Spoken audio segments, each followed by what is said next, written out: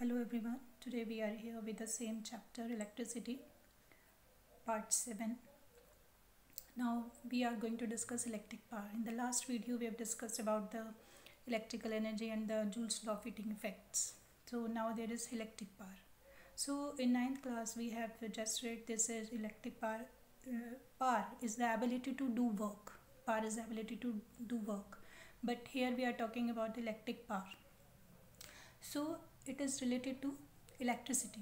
Electric power is defined as the rate at which the work is being done in an electrical circuit or electrical energy supplied per second. We can define this as power is the electrical energy supplied per second, or electric power is defined as the rate at which the work is being done in an electrical circuit. So this is a formula. We are going to use this. Electric power is equals to work done in electrical circuit divided by time. So P is equals to, this is the W upon T. P is the W upon T, work done upon time. Work done, that is equals to VIT. In the previous video we have discussed this. VIT here is upon T. And because of the Ohm's law V is equals to IR, we can change this V as equals to IR. So it becomes I square R. And here also if we replace I, so I is equals to what we have, V upon R. So the formula changes to V square T upon V square upon R into T. That is here. Now we are having here W upon T. If we cut this T, we are having VI. If we cut here this T also, we are having I square R. If we cut here T, then we are having V square upon R. So this is the formula for the power. Now where V is equals to the voltage, that is in volts, I is the current, that is in amperes, R is the resistance offered, that is in ohms, T is the time in second, and P obviously this is the power in watt. Now this is a watt unit. So now we have to define the unit of electrical power. The unit of electrical power is watt. That is, we have written here watt. If V is equals to 1 volt and I is equals to 1 ampere, then P is equals to, according to P is equals to V into I, P is 1 watt is equals to 1 volt into 1 ampere. So we can define as here, as we have taken potential difference as 1 volt and the current is 1 ampere. So we can define as that power is the 1 watt is the power consumed if 1 ampere current flows through the circuit when 1 volt potential difference is applied across the ends of the conductor. Or the other definition we can write here, P is equals to 1 watt, unit of work upon unit of time. Unit of work, that is joule, and unit of time, SI unit, that is seconds. So power of an electric appliance is 1 watt when 1 joule of energy consumed per second by it. Power of an electric appliance is 1 watt when 1 joule of energy consumed per second by it. So this is whole what we have for the power. The definition for the electric power, the various formulae we have here. So whichever is our requirement in the numericals, we can use that. And the unit of the electric power, that is watt, that we have to define 1 watt. Now the next term is there, commercial unit of electrical energy. This is given here, commercial unit of electrical energy. So commercial unit of electrical energy is kilowatt hour. Kilowatt hour. It is defined as the electrical energy consumed when an electrical appliance of 1 kilowatt power is used for 1 hour. So 1 kilowatt hour is equals to 1000 watt, 1 hour. Sometimes in exam we have this to change 1 kilowatt hour into joule. So 1 kilowatt hour is equals to 1000 watt into hour. So this is 1000 watt. Hour can be changes to seconds, 60 multiply 60. Then we have here 36 followed by 5 zeros in joule. Now you know the scientific notation. So this is 3.6 into 10 to the power 6 joule. So 1 kilowatt hour is commonly known as 1 unit. It is also known as 1 unit. In a household meter, we always measure the electricity in units, 4 unit, 5 unit, 100 units and all like this. So 1 kilowatt hour is commonly known as 1 unit of electricity, is used for billing electricity at homes, industries and other purposes. So this is whole about the power. Now we are having the next topic is applications of heating effects.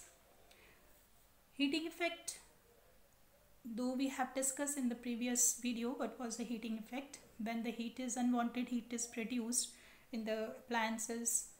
So now what are the uses of this? There are some beneficial, otherwise in previous video we have discussed is that it is unwanted heat, that always most of the time if it is not used then it can reduce the life of our appliances, but sometimes it is of our use. Now how can we use this?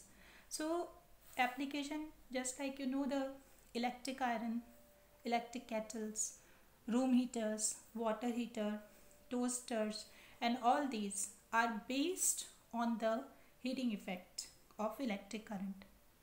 You know that all these appliances are fitted with some coil. They have some coil, just like you have seen, not in the electric iron. You can see in the electric heaters, you can see there. So clearly, because in electric heater is open, so we can see in them there is a coil. In most of these appliances, coil are fitted. Heating coil are fitted. These are made up of nichrome. Nichrome is there, and this is nichrome is an alloy. Alloy we already discussed in the previous video what is an alloy. So this is especially having 60% nickel, 25% iron and 15% chromium, right? So it has a very high melting point and high specific resistance. So when the coils are wound generally, if we have seen, sometime we get opportunity to see the electric iron, when we can open this, so there is a sheet of mica and all, so these are insulated to each other. The coil is made flat so that heat is spread over a large area and is placed between the mica sheets for insulation purposes. So when these appliances are connected to electric supply, the heating coils get heated to about approximately, we can say here 800 degrees Celsius, 800 degrees Celsius, and become hot. Thus a large amount of heat is produced which is used for heating purposes, right? So like this, all these appliances can work on the same principle. Now this is for the heating effect. Now for the lightning effect. In lightning effect we can see here the electric bulb we have seen. So I just tried to make it a bulb. So this is a look like, right? So we know that in electric bulb there is a glass cover is there. Inside, if we have seen there, that is a thin tungsten filament, and it is filled with gas, inert gases, argon or nitrogen, and these two connectors are here. Thick copper wire is here, and below is here. This is a black color coating is here, like this. So this will be of zinc contact point. These are the zinc contact point, right? So in electric bulb we know that it gives us light, and if we touch this, amount of heat is also there. So tungsten is used for making filament, this filament, because it has high melting point and high resistivity. And here is argon or nitrogen gases filled in it, because these are the inert gases, so prevents the burning of tungsten filament, right? So when electric current is passed through the copper wire, this copper wire, here it is a connector and this is connecting here with the copper wire, through the copper wire, then it passes the tungsten filament. Its temperature rises to about 3300 degrees Celsius. It is about 3300 degrees Celsius. So at this temperature, the filament becomes white hot and emit light. So the electric energy converted into heat energy this time. Similarly, we are having electric fuse. So an electric fuse is a short piece of wire made up of thin wire. It is generally made up of lead, that is of 37%. It is also an alloy, and tin, 63%. It is connected in series always. It is connected in series to provide the high resistance with the electric insulation. What is the working principle? It also works on the principle of heating effect of electric current. It gets heated to a temperature higher than melting point.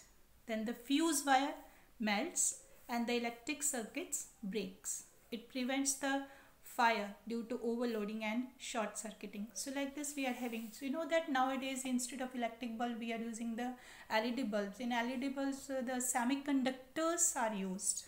We know that as electrons passes through this type of semiconductor, it turns into light. Because in this traditional heating, what is there? The wires are attaching to a source of energy. Means when the wires heat up, when these wires heat up, this wire heat up, then it emits light. But what about LEDs? LEDs create light by electronic excitation as opposed to heat. Right?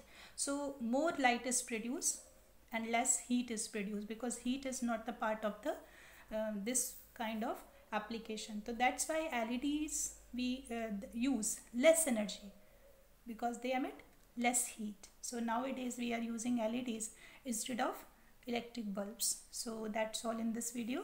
So in next video we will take the numericals and calculation on the basis of all these topics that we have done. Means the theory part is completed for this chapter. In the next video we will take the numerical part. Thank you so much.